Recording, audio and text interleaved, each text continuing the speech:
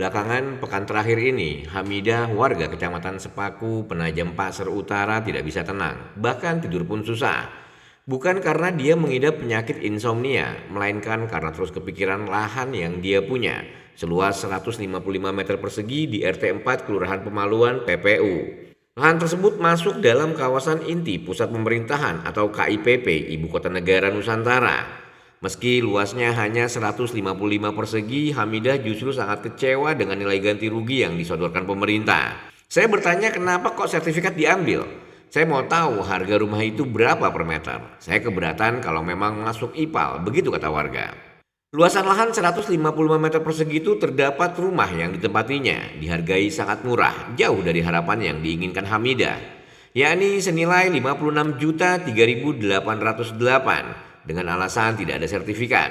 Kawasan itu nantinya akan berdiri instalasi pengolahan air limbah atau IPAL. Pun dengan yang dirasakan Sarina Natalina Gultom, warga RT 10 Desa Bumi Harapan. Dia memiliki lahan sekitar 28 hektar yang juga masuk kawasan KIPP IKN. Meskipun belum dilakukan negosiasi, dia sangat khawatir lahan miliknya itu akan bernasib sama dengan warga lainnya. Dihargai dengan nilai 200.000 per meter. Menurut pengakuan Sarina, selama ini warga dikumpulkan oleh pihak pemerintah mulai dari ATR dan BPN, kelurahan hingga kecamatan. Mereka dikumpulkan untuk mendengarkan pemaparan terkait ganti rugi lahan. Pertemuan itu terakhir berlangsung pada akhir tahun lalu. Dari situ satu persatu warga diberikan penjelasan terkait nilai ganti rugi lahan.